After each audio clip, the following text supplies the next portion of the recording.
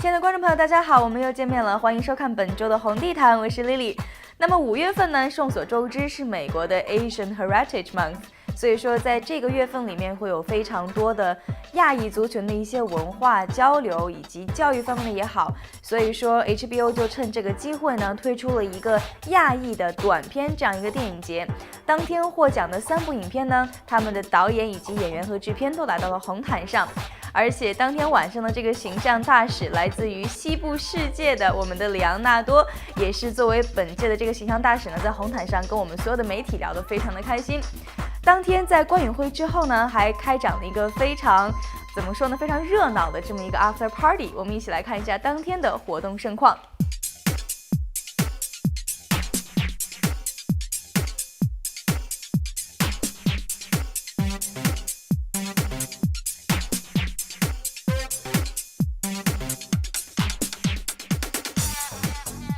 So June is a story about this Chinese immigrant who comes to America in the 1950s.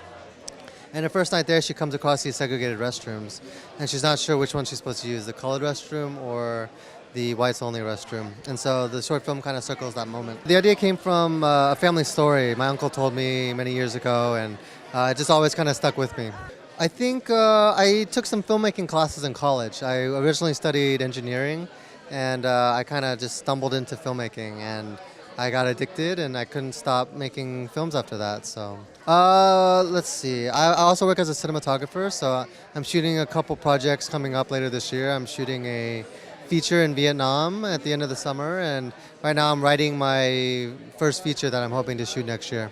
我觉得其实我们受到瞩目已经远远超过我的期待，所以我觉得名次真的我觉得对于我们任何一个人来讲都只是锦上添花而已，这样。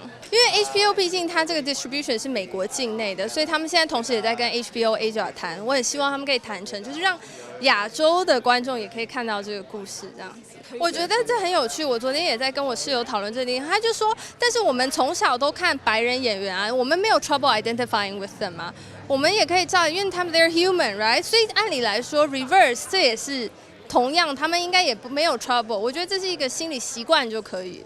只是他们不习惯而已，对，就像看字幕，他们可能就是要习惯看字幕，就这样而已。但我觉得这是一个 human story 是没有种族障碍的。Me personally, my mom did that for me, my father did that for me, and for all our family back in the Philippines.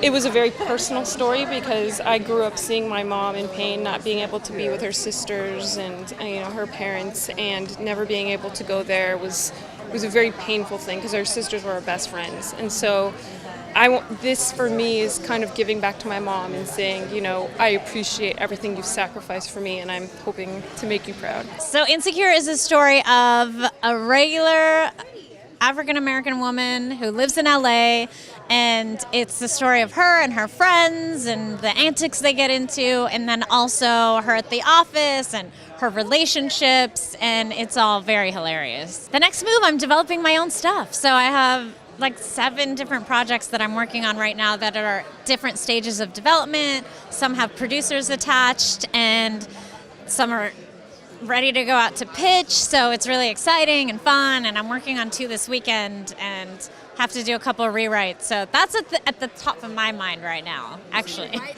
Again, with our community, our brothers and sisters here that are here, celebrating the stories that we tell of our own community. I feel very blessed to be part of a community like this. I feel very blessed to be Asian. And it's wonderful to see our community come out right now and enjoy one another and see some great stories. The work I do is it's very private for me, but it's also because I find it rather special what I get to do. I get to play pretend, and I get to really amplify the voices of those that are underrepresented. And I feel very blessed that I have been able to make a living and be able to do this. In regards to the quality of the work, I'm really grateful to see and hear that you think that. I hope that I continue to do that.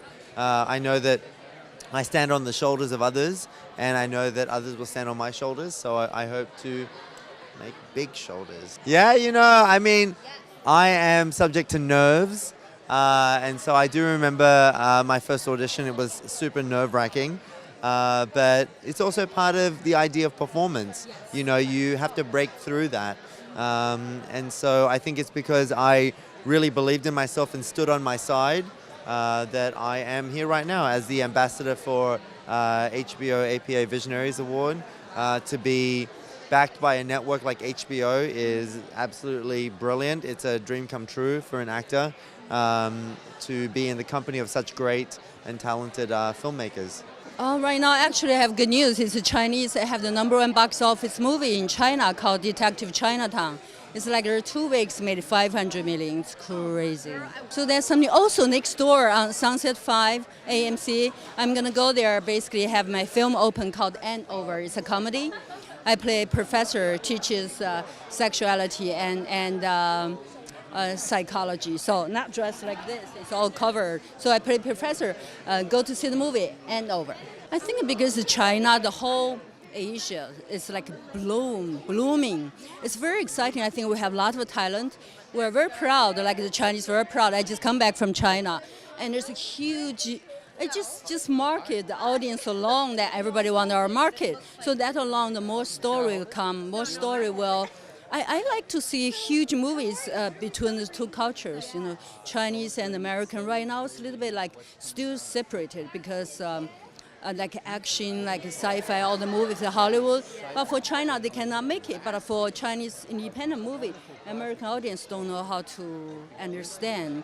It's about a family of adopted kids. The parents are played by Tim Robbins and Holly Hunter, and the family the siblings are comprised of me as the oldest sibling, Duke Bayer Boatwright, a younger sister, Ashley, adopted from Liberia. I have a younger brother, Ramon, adopted from Colombia, and a biological youngest sibling. And it's all about how we grow up in Portland. We all have our own lives, and there's a little bit of a paranormal aspect built into it. Ramon starts seeing visions of stuff, and the whole family rallies around Ramon to try to understand those visions. I'm an actor originally from Japan, and I came here when I was 18, and I've been here for 18 years now.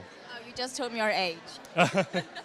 I just actually finished another new cartoon voiceover gig, actually 2 days ago, which was a lot of fun.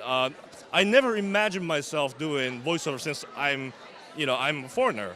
You know, English isn't my first language, but it seems that there are many roles out there where they need someone who can adjust the accent to the, like nowadays. Funny Asian accents are completely obsolete. Like it's not cool at all. But authentic accent is, accent isn't there to make the character funnier, but to make the character more authentic.